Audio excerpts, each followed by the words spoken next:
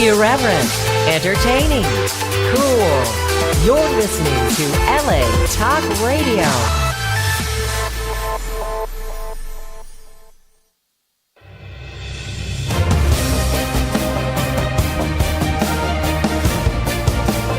You're listening to Female Filmmakers Fuse with Alexa Polar, only on LA Talk Radio.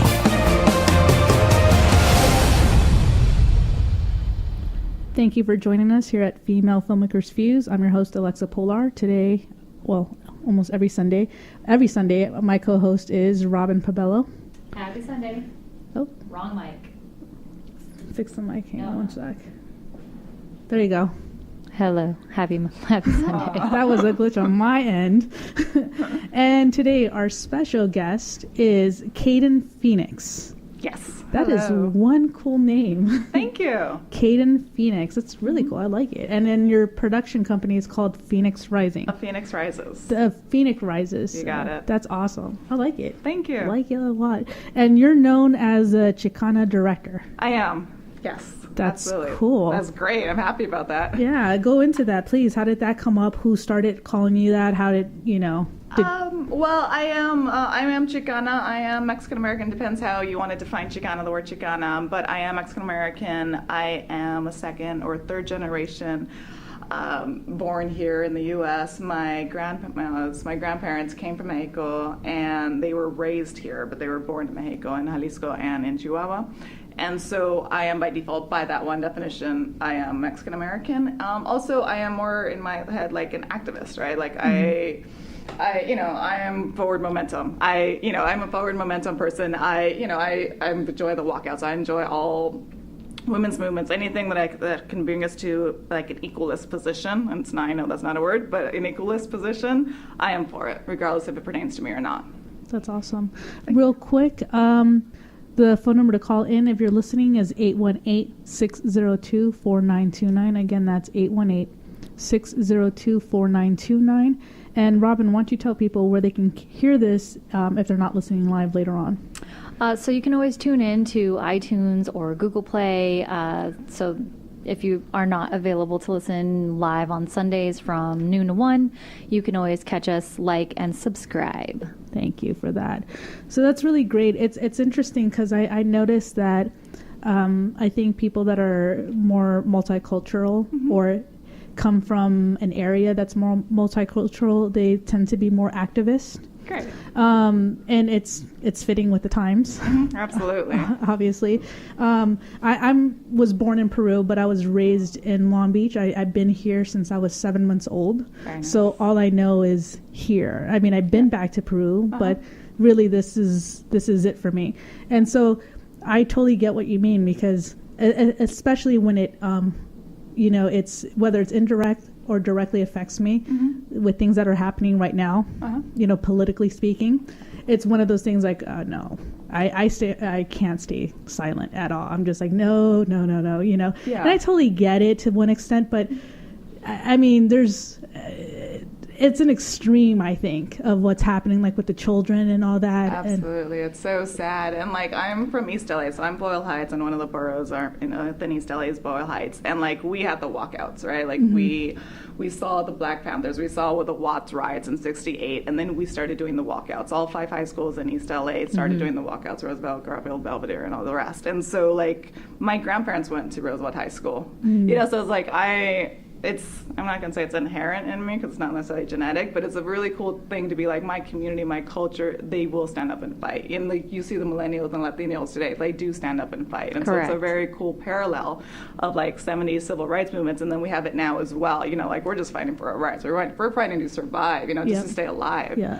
Everybody, regardless of like demographic. I think that what I think is so important about that is the millennials will be the change. Yes. Oh, absolutely. Because they're aware of it, and so once they really take that flight, there's no going back. And I hope that it comes sooner than later, because look what's happening. Well, I think that's part of the reason why it's happening, because it's a fear. I mean, it's one of those things that has been said it would happen. The minority will be the majority, and we're at that point in time. And so that the majority that used to be is now the minority, if you will, as far as capacity-wise, as far as how many people are, whatnot.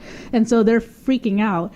And so now they're like, we have a voice too, like, you know, and it's my country, get out. And I'm like, like, let's get you some history books and go over this again. Well, yeah, I mean, sitting here, you know, we're all three immigrants, you know, descendants of immigrants. I mean, I was born in Inglewood, so, but my parents were both born in the Philippines. Cool.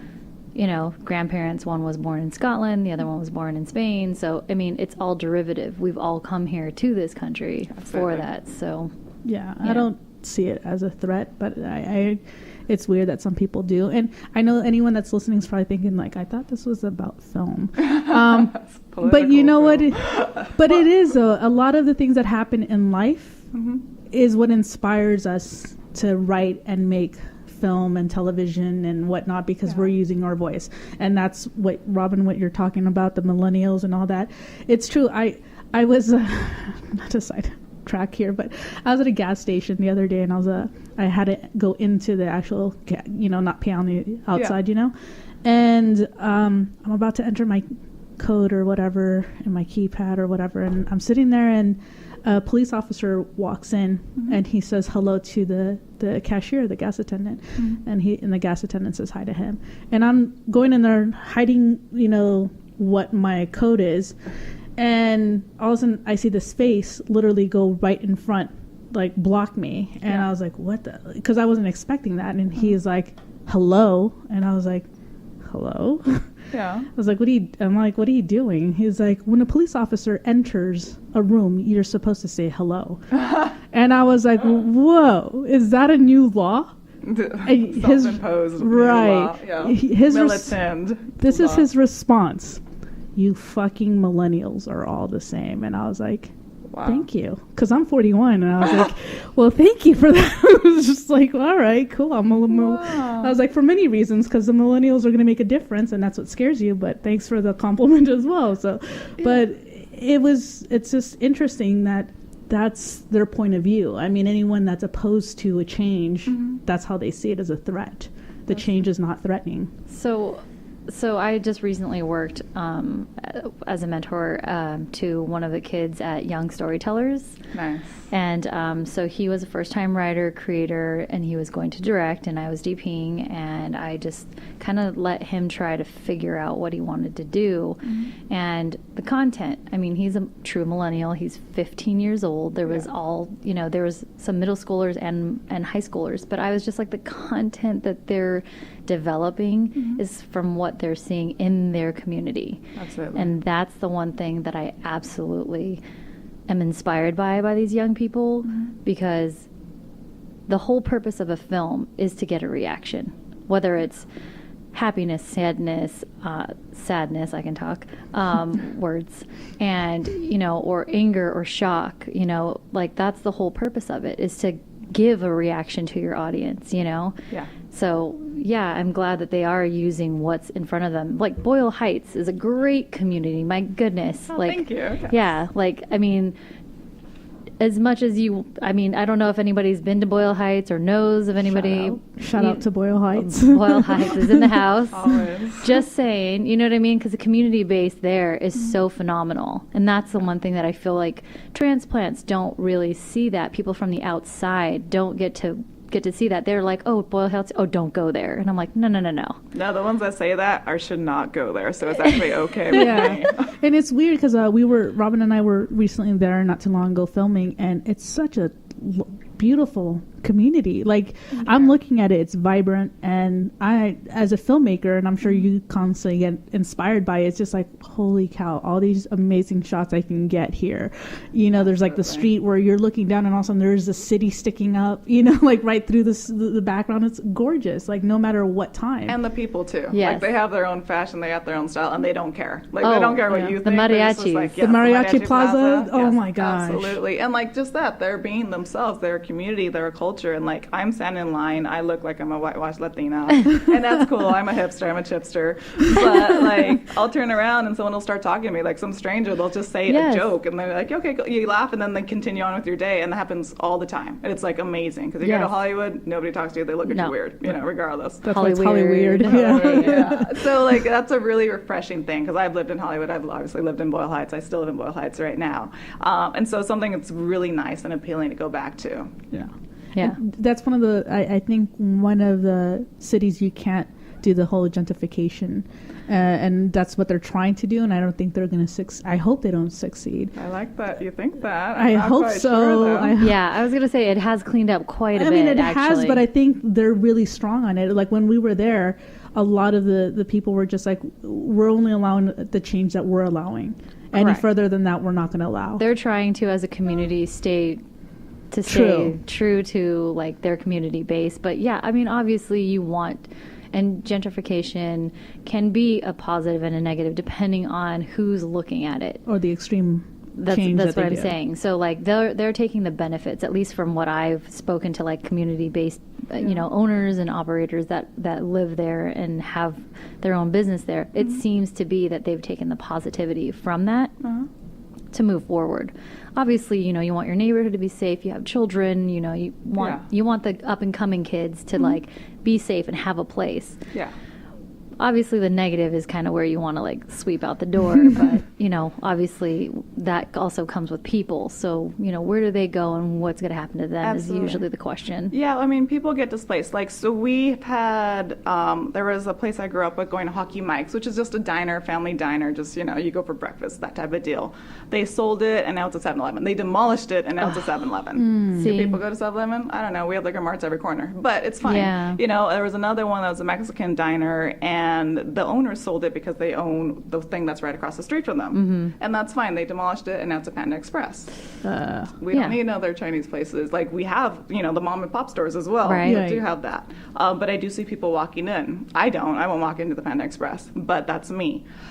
We've also had, you know, like La Monatica, we've had cafes come in. We've had very, very different cafes that's been protested and whatnot, and more like high-end cafes that have also started coming like stream in as well. And the difference is that people start getting displaced, and so the neighborhood, the value goes up of the properties, and people are like, oh, that's cool to flip. And it's true, you can flip, you can easily flip properties. My grandma gets called every single day on her house, you know, and the same thing, they just give her like some crazy amount and be like, yeah, we'll fix it up, blah, blah, blah, blah, you know, but of course she gets out, the apartment people get out, everybody gets out, you raise the rent. Yep. Yeah. So where do we go? Where the Latinos or the Mexicans go from there? You go east, right? Because like you started in Silver Lake, and then we were in Echo Park, and now we're in Highland Park and Boyle Heights, which are both part of East LA. Right. So you keep going east. You got El Sereno, you got City Terrace, you have everything else. It's all still East LA, just extended. Right. So that's a good point. I didn't even think about it like that. Well, that's the reason why. I mean, it's been happening like all across the U.S., and that's where it's kind of like, that's where if you have a tight-knit community and they're willing to back each other and not be sold out and understand, you know, the support that they need, then this community survives and it thrives. Yes. Something that I learned recently is the franchises are struggling. Oh, that's great. Yeah, it's an interesting thing because I know someone that owns a couple franchises, and they said, no, that's okay. Sorry, it's okay. No, I get it because we're the same way. Robin and I, we would rather go to the mom pop shops. Supporting it's more authentic. community. Yeah, and it's not only that; it is more authentic. Like, and you're trying something new, you know. And then I end up liking some of them, and they become my favorite place to go, you know. And so it's constant, like you're saying, supportive. And so they noticed that, especially this year. I guess it's a thing now, you know, where especially because I think the millennials play into that as well. They're supporting the mom pop shops, and so the franchises are struggling for the first time, and that's why you're seeing them go away. That's why you don't see as much, you know, the big franchises, Sizzlers or whatever it is that are out there. I didn't want to mention, but you know, just as an example, but you did. Just as an example, but they're going away, and that's the one thing you cannot blame. Internet, because you can't eat online. Yeah, I mean, you can order your food online, but I'm saying like everything else, like when you're looking at department stores, they blame the internet. Like, oh, you're talking about sales. Yeah. Online but I'm versus saying, like, brick and mortar. I'm saying, like, because they were trying to figure out why are the franchises going away, because the department stores have an excuse. It's easy to shop online, but when you're going to a restaurant, there's no online. Even if you have Uber Eats or whatnot, that's not what it is. It's people Grubhub. going to There's actually quite a bit, but yes, I it's feel the mom like pop shops. I feel like more the community based is really trying to just support local businesses, which is, I mean, that's in essence that's the whole reason why you come, to the United States, is to like fulfill your dream and like be your own boss and have those dreams fulfilled. Absolutely. Right. And so that also plays into the whole filmmaking, because it's a dream to get into, right? Yes, it is. For anyone that wants to get into it, but it's not easy, just like it's not easy to get into this country, apparently. Well, here's the thing. I was told this a long time ago, you're going to get 100 no's for every one yes that you receive. So if you're just getting into this business, have thick skin and just know that you're going to make it, if that's truly what you want to do, because you're going to manifest that. And you're going to end up surrounding yourself with the same type of people that are going to support you, which is the whole basis of this foundation, which Alexa, started, is this filmmakers that are female, that are fusing together to like be a community and support one another and just keep lifting each other up, because once one of us gets there, all of us are going to get there. Absolutely. So, I agree with you. And it's interesting, because if you have to look into it as a business too, and I think that's a good advice I want to give to anyone that's starting into it. Don't just look at it as a passion or a passion project, because that's just like that's great that you have passion towards it. You should have passion towards anything you do, even if it's like on a production line. I'm not saying film production, I'm talking about like industrial, like if you're shipping stuff, whatever you do, just love what you do. That's what's important. But second, if you're going to get into this film industry, know the business. Absolutely. The way I learned it, somebody said it's a show business, right? So half of it is show, that is your creative side. The other half is literally your business. It's like, what are you doing to get yourself out there and to get it in the right hands? It's a business. You know how to market yourself, know how to pitch yourself, know everything about yourself, and obviously your work as well. But So absolutely. With that being said, I'd love to hear how you kind of fell into this. All right. So I'm born and raised East LA, like I said. So I've always been within the industry. I don't know anybody within the industry. I was definitely not nepotism, but I went to Loyola Marymount University, which is in Moreno Del Rey, so still within LA region. I went on a full ride scholarship, majored in business administration, emphasis in marketing, and that's because my dad wouldn't let me do anything like theater or film. Right? Sounds familiar. Yeah, like you pay this much money for theater classes, and I was just like, no, it's free. And he's always like, no, don't be dumb. And I was like, okay. So I'm glad I didn't, but it's okay. I did take a bunch of electives of film and theater, of what I could get away with, regardless. Nice. And then I went into a little bit of marketing because I had the degree, and it was just promotional marketing, just brand advertising, that kind of stuff. I started writing, and from writing, I was just like, let me show my work, right? Because like, how else am I going to get it out there? Because it's just so, it's a struggle. And so I started directing.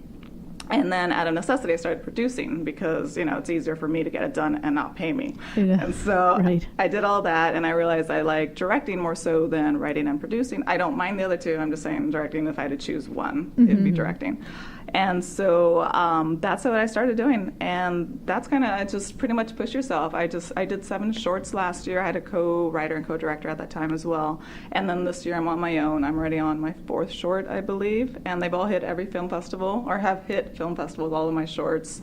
And they're just doing really well. It's just like, just keep creating your work, and I keep getting, to keep refining and get your crew and see what works, what doesn't work, see what you like what genres, and just keep going. And meanwhile, you're meeting so many amazing people along your way.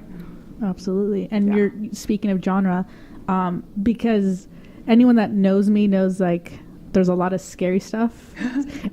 Like ghost stories, ghost stories and whatnot. Like, my family, I think we're just susceptible to it. I'm sorry, I can't speak. Sensitive? Yeah, that's another word.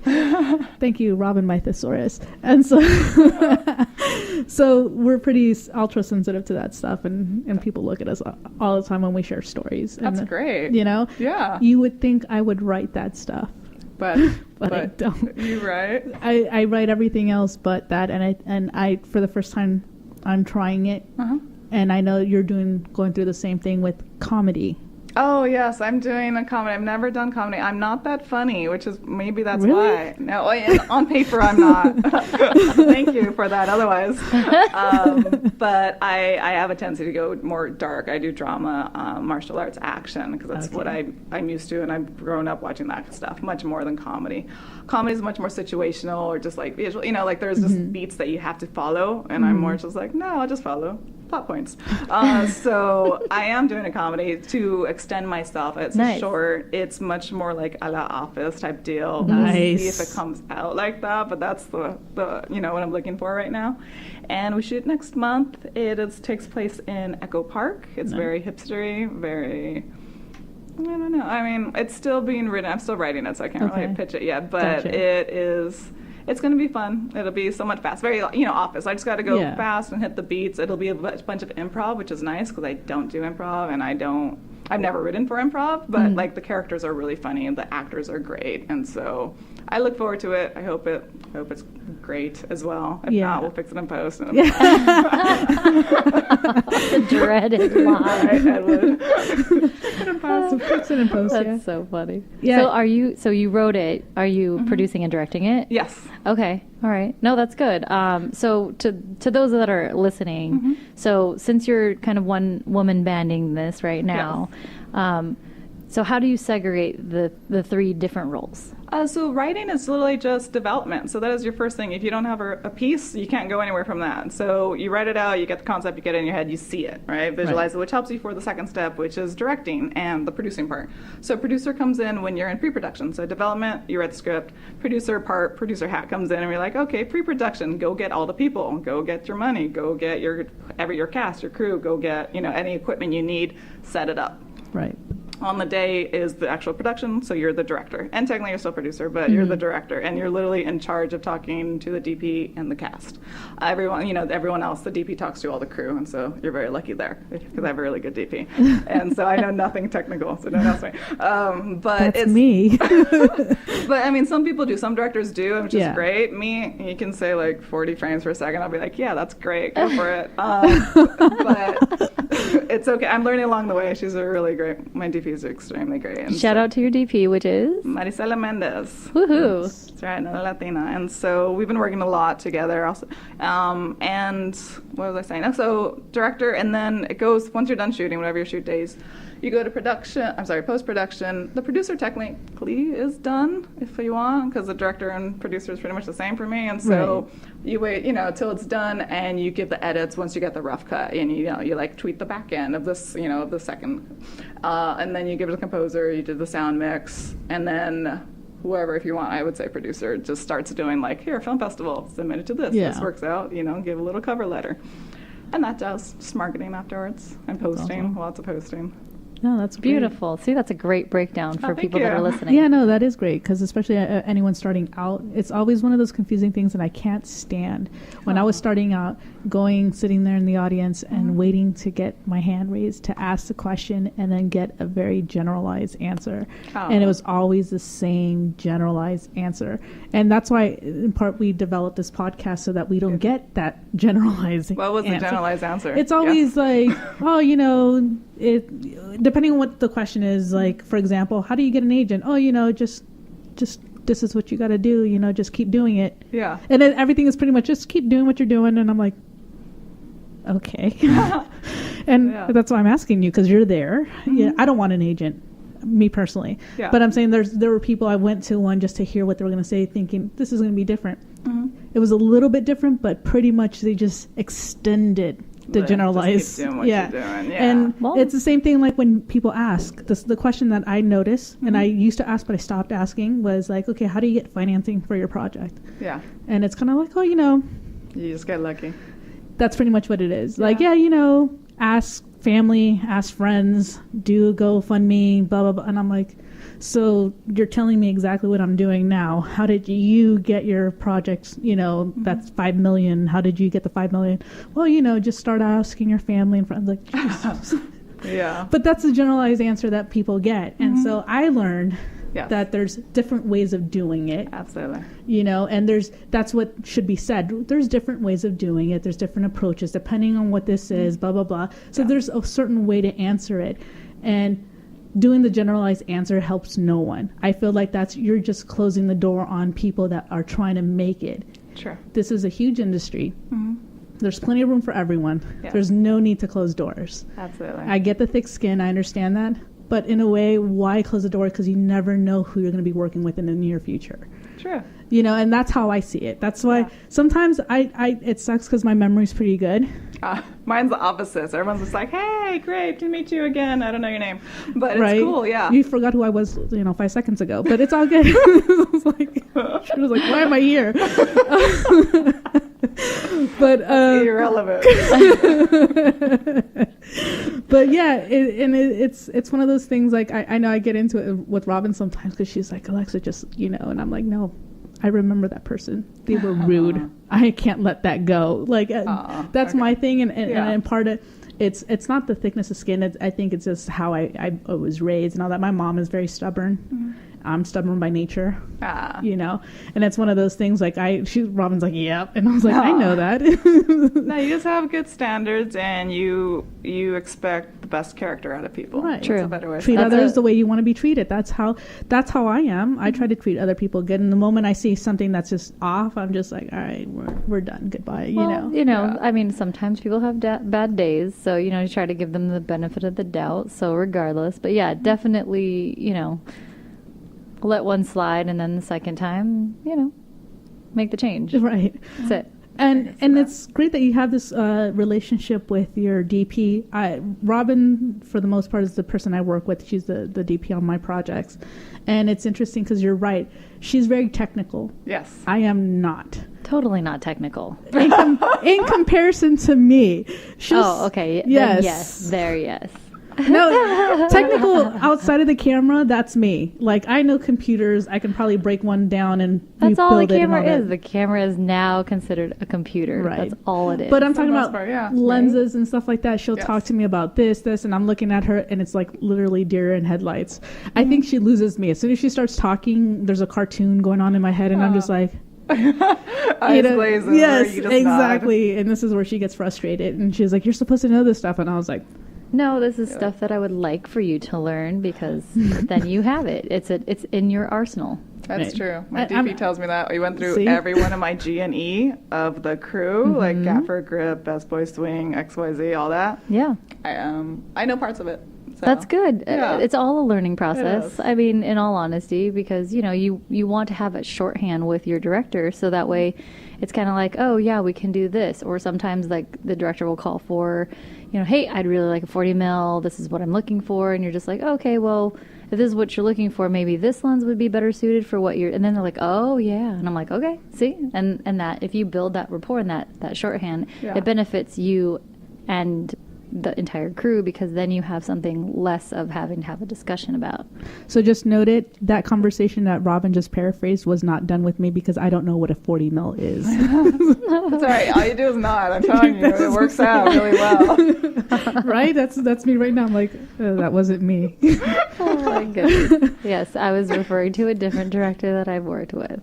So now you're also trying to get into commercial as well, correct? Yeah, I recently started being looked at for commercial work, which is really, really nice. I'm very, very fortunate. I have, I believe, a good social media presence because I get hit on left and right on Facebook Messenger of all places, and I'm not a big Facebook person. But it's okay because I get the weirdos and I get like the legit people, and so it balances Sorry it about out. being weird. Okay, that was an accident. Oh, that one That was you. me. Sorry. No, but the difference is like they give you their website link. Like they give you a big paragraph and then a website link. And you're like, oh, okay, let me see. And those are legit people as opposed to just like, let's hang out, whatever. Yeah. Again, sorry. I thought we were going to just hang out and have coffee. Kidding, I'm here though. So yeah, there's some production companies, and I think it's like filling the gap, and it's part of the movement. And same thing. I'm very fortunate that I'm here at this moment in time. Right? Yeah. And so I am the Chicana. I'm a female director as well, and they want to fill both those gaps. Yes. Like, Yes. I'm a double token. Yes. And so I'll take it. And so they're looking at the same thing. My website has my promo work, my PSAs, and the promo work besides my demo reel and all, other links to my IMDb's and all that stuff. So they look at me and they're like, okay, do you have any extra work? And I was just like, all right, then like additional commercial work. Correct. And I was like, I will. And so I'm going to shoot. I mean, besides I'm shadowing for commercials as well, but I'm going to shoot a car spec. So on speculation, not being paid. It's just to do it so I can have the reel. It's like Correct. something for a demo reel. Yeah. So just again for listeners, so you were talking about shadowing. Can you Yes. elaborate a little bit on that? So shadowing is a rule that we have to do in the entertainment industry regardless of how good a quality your work is, because they need to say, oh, you can be on set on TV or commercial or on film, and it's literally just being the shadow of a director and watching the director direct. Even though you are a director and you probably know how to direct, it doesn't matter. You have to do such things like that. Like Right. Kimberly Pierce, she did Boys Don't Cry, right? And she won the Academy Award for Boys Don't Cry. They would not let her get into TV until she shadowed somebody. Correct. Like she literally won an Academy Award. But they're like, no, you have to shadow because you don't know how to shoot TV, even though it's still a camera. It is a different beast. Yeah. It truly is. I've worked in commercials, features, and TV. So, I mean, in all honesty, it is. Like right now, I'm on a feature as a union second, Nice. and the pacing of it is almost like TV, Cool. but it's a feature. So it's fantastic. Yeah. You know what I mean? With TV, you're not like boom, boom, boom, boom, boom, boom. So it's really quite nice. So Okay. that's why I'm saying it's a little bit different. Commercials, I mean, as you know, you've worked on commercials, right? I Or you're have getting worked on into my own commercials. Yeah, I'm getting into Okay. it more Yeah. so. So that, is also quite lovely. I love working commercials, just FYI, because, you work like a 2-day spot or a 4-day spot, and then you're just like, I mean, fantastic. Yeah, then you're So great. done for I think X it also amount of time. just depends on how you're going to shoot it, because there's like so many things on TV now that look like it's theatrical, and I think they're almost shot the same way, like as a feature, maybe shorter or the same. Because I'm like, you look at You there's look at Super Bowl ads. yeah, right, And like those are amazing. Those are the best ads right, I've ever seen. right, and not just commercials. I'm saying like TV shows, Oh, okay. right? So like you're looking at HBO and whatnot, and there's even like Encore, whatever the channels are, because there's different, not Encore, they just Encore other stuff. But you know what I'm saying? Like there's other channels out there, and that you're looking at the shows and you're like, wow, looks really good for anyone that's a filmmaker, and it looks like it's literally shot like it was for film. Yes. And then you have the sitcoms, and I think that's where it's different. The sitcoms, I think, are shot differently. It's most of them, because if they're done docu-reality style, which is kind of like The Office and whatnot, Yeah. there's no live audience there, so that's completely different. Yeah. So I think I get what you're saying, Robin. So I get what you're saying, because I know that sometimes, like, if you're going to shoot like a TV show and you're saying like, hey, I want my show to look like this. I already know how to direct that, because I already know how to direct a feature. So it's going to be the same, in essence, the same style. Okay. But if it's a sitcom, that's a whole different beast. Sitcoms do multi-camera. Yes. And then you have It's more not of just a... sitcoms that do it, but yeah, Yeah. they did get rid of a lot of multi-camera, which it drove me crazy, because that was my first introduction. So I know how to light and shoot with multi-camera, which Right. I love that. Which is apparently, I didn't realize that was actually a difficult task until I got onto a couple shows, and I was not the DP. I was just there as on the camera team, and I was just like, I was like, they're like, is this okay? And I'm like, thank you for asking me. I appreciate it. And they're like, well, I know you have background in this. And I'm like, yeah. I was like, well, you can do this and you can do that. And they're just like, oh, that's nice. Okay, great. We're going to go with this. Nice. And I'm like, fantastic. Like, that's the one thing that I am grateful for, the opportunity, is that I'm the lowest on the totem pole. And I've built those relationships with my firsts and my camera operators and other DPs, because great. for me, like, that was probably the best move from electrician to camera department, is to like see that actually happen rather than just setting up lights and doing that. Because then I get to hear and see the relationship and rapport between director and DP, the relationship and rapport between DP and operator, and then operator and first AC. So it's like, wow, I get to see the full breakdown, and man, great. and I'm just pouring in that knowledge. My friends and I do that. I was a PA for a web series. I've never been a PA in my life. I've been a stand-in, I've been background, which is, on the bottom of the totem pole, and that's fine because it's fun. And I did a lot of like homework, but it doesn't matter. And so Now, like 2 weeks ago, or Right. yeah, I was a PA, and I was like, this is the best. I was so happy, and like the director's just like, you're great because you don't talk, and I was like, thank you, right? Because like I know don't talk on set, but it was so much fun, and I was like happy, like just carrying like vats of water around, like just because I've never been a PA, and same thing like your thing. I got to see everyone else's experience on the other side, on the flip side. So it was really, really fun. I enjoyed it. My friend, he EP'd one of my shorts, one of my sizzles, and he's just like, okay, I'll give you X amount of money. He's just like, and make me crafty. And I was like, okay, you can be crafty, right? Because for him, crafty was the bottom of the totem pole. And so he's just like, keep me humble. And I was like, okay, you can do That's crafty. amazing. That's Yeah, cool. my friend, we're just thinking, so it's like, let's humble ourselves. That's really cool. Yeah. And Oh, why for not? sure. Yes. But we're humble anyway, but it doesn't matter. Yeah. So you mentioned before you have your go-to DP. How important is that relationship? Oh, it's extremely important. I mean, like, if you don't get along with your DP, then you don't really have a shoot because you're fighting, like you said, like you're fighting on set. You're like, oh, no, it's this shot. We should use this lens. We should use this lighting and da-da-da-da-da. Her and I, we have a really good relationship. And all my other DPs as well. I always meet them prior to do a shot list and do, like, a story. I don't do storyboards, but we do, like, I call it plot points. But, like, just the design of the location, like an aerial shot. And, like, this A goes to here, and then this is the camera angle, and we pan over. Just little our symbols of it.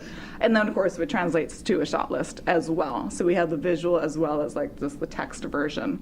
And so when we get there on the day, we save time, and we're not fighting. And like she already has the lens down, and like this is a pan, this is a dolly, this is a da-da-da, that we're going to do to a medium, and it's a lot simpler, and we're both on the same page. So I think it's extremely important that you mesh with your DP, whoever. Like I've had different DPs because I've been hired on different things that weren't my own. And same thing, I've always had a really great relationship with them. That's good. Yeah. Not that we hang out afterwards or whatnot, but like just on the independent hire stuff. But like we're good because we get along, and we're like, we both agree this is the shot, and we both agree in post we'll probably choose this one, and so it's really nice that you see the bigger picture. Correct. How far before you start shooting do you start working with your DP per project? Before I start shooting, right before, because I had to figure out her schedule, her or his schedule. So I'm like, are you available this day? Yes, great. And then I go and do all the setup, and we talk about the camera, like what works best, the ratio aspect as well. And then she gets the crew based on the budget.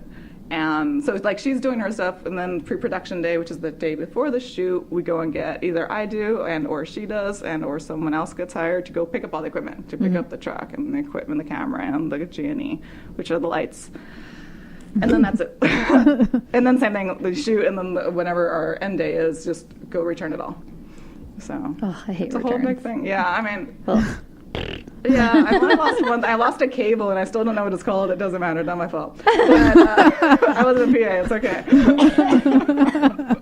A camera cable or I don't. It's Some- black. I'll just show you. That's all I got. I'm with you on that one. hey, It's a thingy. It's fine. It's totally fine. Yeah. It's a okay. cable. Yeah. Cable. That's the thing. That's what it's called. A coil. Like this thing that plugs into that thing. Yeah. That's all. No, she sent me a photo. That's why I know it's black. That is honestly one of the most worst calls that you can get after you've wrapped and you're like, yes, we did it. So fantastic. And then you get this call of like, hey, we're kind of missing this, and this. And you're just like, damn it. That's why dummy looks are always important. Yeah. The Dummy checks, dummy looks. dummy check. Yeah. Such At a least dummy. you corrected yourself. I did. Oh, yeah. I didn't know that word, so it's okay. Yeah. So if you're listening, a dummy check is like when you go back into the location, make sure that everything is that belongs to your department is there. Even if you see like a stinger or a gobo head, anything that belongs to production, and you're the last person in there, you do a sweep and make sure that there's a dummy check of like, oh, okay, I have this, I have that. There's that cable. Just kidding. It wasn't me. I was my job. Robin, you said a word last week, and it was called Fraturday.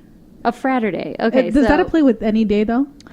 Okay, so A wedder would be what, Wednesday, Thursday? I've never heard that, but I want to hear this. What's Saturday? okay, so I'm on. I'm on a feature currently, and we work Monday through Friday, but Thursdays are splits, which is you'd start at like 2 p.m. and you end at like to a.m. Well, technically 3 a.m. Yeah. Saturday is you begin on a Friday and you end on Saturday. So you have a 6 p.m. call. You work overnight to 7:30 a.m. depending if you're wrapping out of that location. So that's considered a Saturday. Huh. Well, but that's only if it's Friday, Saturday. So that's why I was asking, what would Monday, Tuesday be? I don't know. We've never. Golden time. That's what that's called. I was gonna say never.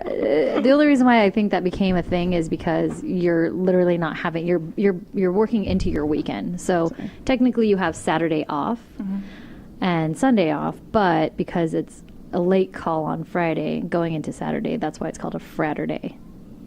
Gotcha. Yeah. And then for union, you don't get paid extra because it's the weekend, right? No, Is that that's right? not. No, that's not true. Okay. So for union, the same laws apply.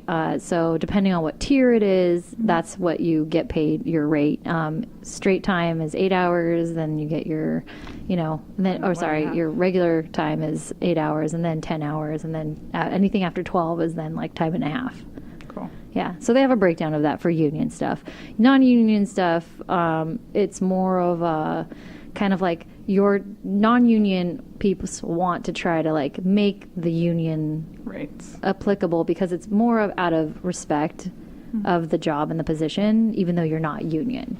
So depending on the production, depending on who's doing what, that's kind of where it is. And, that's where the fine line is. But, like, technically everybody is really working towards the union. Yeah. Whether you want to be in it or not, that's your choice.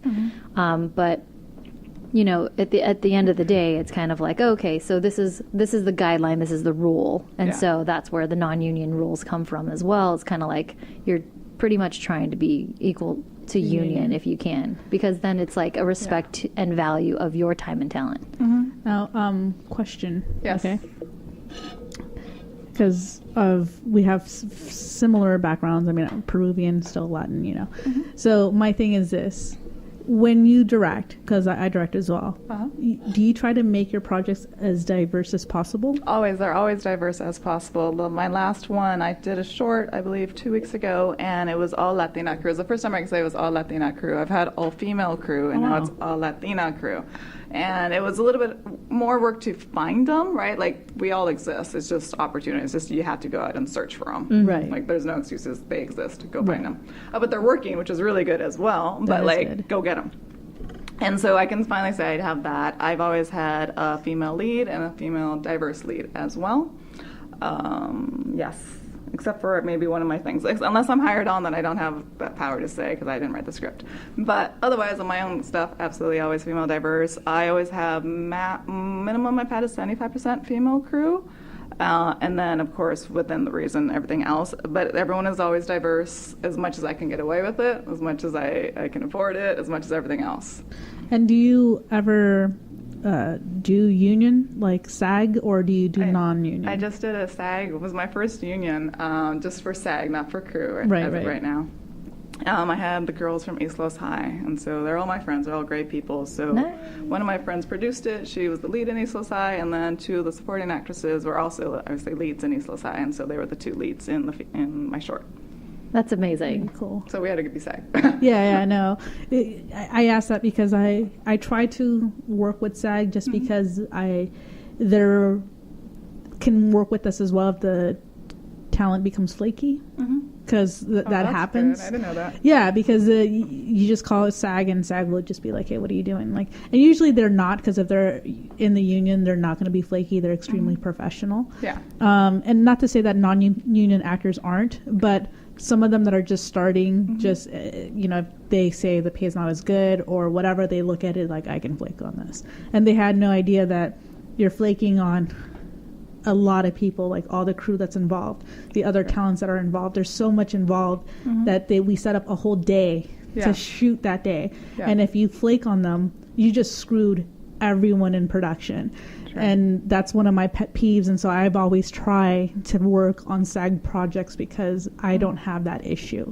I'm not going to have that issue at all because they're going to be on it because they have to be. Well, I'm fortunate then. I've always had my actors show up on time. I had a big bar brawl. It was a luchador bar brawl with like 20 fighters. There are more fighters than actors, but they're both really great. And so they showed up to call time. We had a 5:30 a.m. call time. They showed up before I did. I was like, that is amazing. I was so happy because they were just there, like, all with the, in the parking lot waiting for us to open up and whatnot. That's so awesome. I'm very, very fortunate. I have a really cool cast and crew. I've always had really good people around me. That's awesome. Yeah, no, I've run into that. I've run into it where people flake or most of them, not most of them, I'm saying for the most part that's what it was. It's just like someone flaked, whether it was like they just didn't show up or... I think you're also referring to like when you first started right. with student projects, which that makes more sense. You're not talking about now. No, not just now. To not clarify. now. I am, just to clarify, yes. But in my student project, my last student project, that was the reason why I left film school, knowing that was a valuable lesson I learned as a student. Yeah. And the people that flaked weren't students. Some of them were professional. That's too bad. Yeah. And so then I learned that. Maybe their perspective was like, oh, it's just a student project. So, I mean. No, I understand, but I'm saying, so that's why I learned that, and that's why I said the last project. Yeah, exactly. That's why, seriously, the last project I did from school was a SAG project. That was my exit out project, and it was a SAG project, and it worked great. I mean, we had one issue, but other than that, it was fine. Well, there always has to be issues in a production. Especially school. They're the best ones. I've been hired for school ones, like AFI, New York Film Academy, and they're so much fun because it's just like, because I never went to film school, so not to compare myself, but like I get to see all the things that I could have done wrong, and it's so great. Like we had 8 a.m. call time. The Genie van didn't come till 10 both days, and I was like, who did this? I was director, so I wasn't producer. It wasn't my job. But it's just like, why are we having 8 a.m. call time for no reason? But like it's stuff like that. It's like it's entertaining for me because it's not, like I'm there because I got paid and whatnot, and it's a great gig, whatever. But like it was so much fun. We couldn't get into a building even though we had clearance. That's just like not my problem. But I, another hour and a half waited. So it's very, very entertaining. And majority of those, like everyone's very happy to be there. There's one school one that they were all just really stressed and just mad at each other. It's just like, you guys are students. You haven't even started yet. Relax. I think it's interesting because I've been also on a couple student films where you see that, and I feel like maybe because they are in a small pool that they're, like you said, they haven't even really truly begun. Yeah. And it's interesting to see that because like I'm a very firm believer of working from your way from the bottom to the top. Yeah. I've never been like, oh, I'm a DP. That's it. Like I made a mannerism since you guys are listening. She was born with a camera. And so, but so I look at that and I value from where I'm coming from in my perspective because I see it from both perspectives, and I think that's interesting. But definitely, it's something where I'm just like, because I hear, especially from like the old timers, like that have been in the industry for 15, 20 years. Yeah, they're just like, that kid, and I'm like, oh, I'm like, okay. They're like, they're smokers too. Most of them were. I said these are old timers. I mean, old dudes. That kid. You know what I mean? So I think it's just kind of funny and interesting because when I get to hear that, because I'm quiet too, because I'm just like, I just want to hear everything and take everything in. When I see that and I hear that, they're just like, oh, that young kid, and I'm just like, okay. I mean, overall, for the most part, they were all amazing. I'm just thinking of like one particular crew that I came on as I came on as line producer, and so I didn't have as much say or whatnot. But it's so entertaining because it's just so different. Like it's just a contrast to my crew or like my other past things that I've been on. And like one time somebody didn't sit down for lunch until like 15 or 20 minutes later. Oh, yeah. And he's just like, well, lunch starts now because I sat down. I was just like, no, lunch starts when we call lunch. Like it's the basics. But like in union rules, it starts after the last person eats their food. But it's just like, we're not technically union. It's not after you eat. So technically, like they have an official call that they hit and it's last man. So usually you're allowed like, I think it's like one click, which is like 6 minutes. And correct me if I'm wrong, call in, correct me, because I'm still learning all the union rules. But you only have like a certain amount of time before you need to get there, and then that's when you're like the lunch is called From Last Man. Yeah. Which usually is always camera. Camera's usually always the last. We're always like, come on, hurry up, guys. It's just never Yeah, and I was just like, I've never heard someone say it starts now because I'm sitting down now because I choose to sit, take my time to get to lunch. I'm just gonna sit. Yeah. Now. So, I mean, same thing. It's, it's learning and it's also Yeah. like, okay, funny, kind of not funny. Right. It's all right. Now, because of the whole cultural thing, Yes. You said something and it kind of sparked. When you were going to school and you didn't study film, I'm asking this because I went through the same thing with my parents, and I don't think it was intentional. It was more like, how can I phrase it? Like, it wasn't until recently that they started saying, oh, my daughter's a writer, my daughter's a director, and it feels good to hear my parents say that. I was like, oh, cool, that's nice. But before, it was more oh, she's in the legal field, which I was. And it was kind of like, and I think it's a cultural thing. It's, I think, I don't know, from what I grew up in, it's kind of like the art stuff, the artsy fartsy stuff. That's just like a hobby. Yeah. But what's your career? And I'm like, I guess legal. All right, legal stuff. And then when I realized I was miserable, I told my parents, I was like, I can't do this anymore. I'm going to do it the opposite. The legal is my artsy fartsy hobby, and the artsy fartsy is my career, and so I'm glad that they were super supportive of it.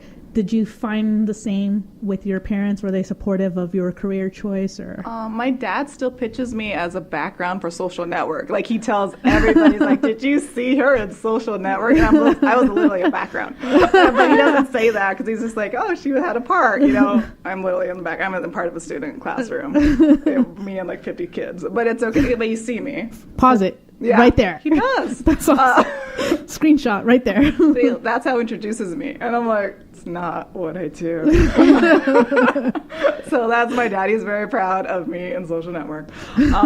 But they do support me. They are very much, nothing's real to the end credits roll, which is kind of my mentality as well. Right? Like how you're saying, you keep throwing spaghetti against the wall. Yeah. Eventually spaghetti will stick. Majority of it will not. Right. So I am of that mentality as well. Like, I'm doing shorts. Cool. When am I doing a feature? When am I doing a commercial? Like, what's the next stone? And they're also like that in the mindset. They're much more show me when you have it, as opposed to like, oh, look, I got hired for New York Film Academy. That's great. It pays the bills, but it's not like, okay, it's not your name, at Lemley or, at Parklight. Right. So it's fine. I'm good with it because they've always had really high standards. And so that's why I'm like, let me go this stepping stone next. Let me do this next, because why not? Yeah. See, my parents have it where, like, don't say anything because there's negative out there, and they'll try to stop it. And so I was like, thank you. That's actually a good way of looking at it. So they're like, don't say anything. And I'm like, some people okay. believe that. Yeah. And I believe that because they believe that. I was grown into that, raised into that. So it's kind of like, don't. And I was like, okay. Well, and then like, now you can say it. Like negative energy. Yeah, exactly. So I can see that. Yeah. So me, I don't mind. I got really good karma points. That's all right. That's awesome. That's great. What is your overall, because you mentioned feature, when do you plan to do that? Feature as soon as I get the investors' money. That's a feature. That's awesome. Have you written one, or have you found one? No, I've had lots of features written, and I have 4 features optioned already. I'm not attached as a director. That's just a writing credit. That's okay. It's still your work. That still counts. Yeah. So that was last year. I have 2 scripts being looked at right now. One's a Latino superhero, and another one is like a Chicana True Detective, or Chicana 7. Okay. Takes place in Texas. Very, very Mexican culture. Awesome. But like macabre scenes is really cool. Nice. Congrats. Thank you. Cool. So where can people find you?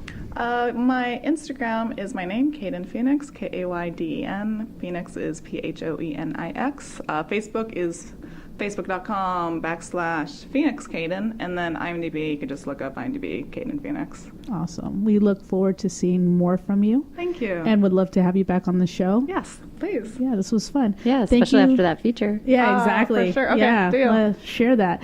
All right, thank you so much, Kayden, for being our guest today. This was Female Filmmakers Fuse. Have a great week. Bye.